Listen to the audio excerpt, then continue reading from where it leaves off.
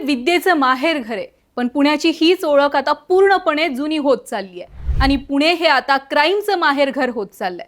आता हे असं म्हटल्यावर कित्येक पुणेकरांना कदाचित नाकाच्या शेंड्यावर राग सुद्धा येईल, पण गेल्या 2 महिन्यामध्ये पुण्यात एक दिवस असा उजाडला नाहीये की त्या दिवशी एखाद्याच्या खुनाची बातमी आली नाहीये किंवा मग अंधाधुंद गोळीबार केल्याची बातमी आली नाही।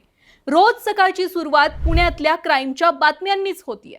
कधी 2 घरांमधल्या आणि टोळीमधल्या वादावरून अख्खं कुटुंब संपवलं जातंय, कधी बायकोच्या बॉयफ्रेंडला भर रस्त्यात कोयत्यानं सपासप वार करून त्याचे तुकडे तुकडे केले जातात, कधी एकतर्फी प्रेमामधून एखाद्या पोरीला संपवलं जातंय, कधी वानवडीमध्ये टोळी युद्धातून दिवसाढवळ्या 4 ते 5 राऊंड पिस्तुलाचे फायर केले जातात।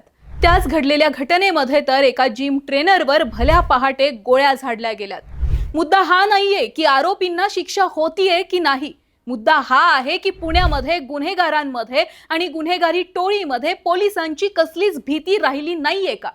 जर एकाच महिन्यात लागोपाठ 4 ते 5 घटना या मर्डरच्या आणि दिवसाढवळ्या गोळीबाराच्या घडत असतील तर पुण्याचे पालकमंत्री, पुण्यातले आमदार, पुण्याचे महापौर नेमकं करतायत काय? का सगळेच्या सगळे नेते हे फक्त विधान परिषद निवडणुकांमध्ये इतके मग्न झालेत की त्यांना पुण्यातली वाढती गुन्हेगारी दिसेनाशी झालीये?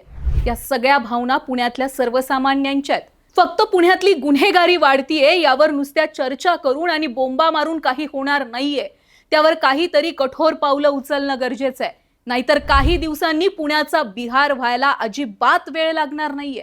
बाकी तुम्हाला पुण्यातल्या या वाढत्या क्राईमच्या घटनांबद्दल काय वाटतंय कमेंटमध्ये नक्की सांगा।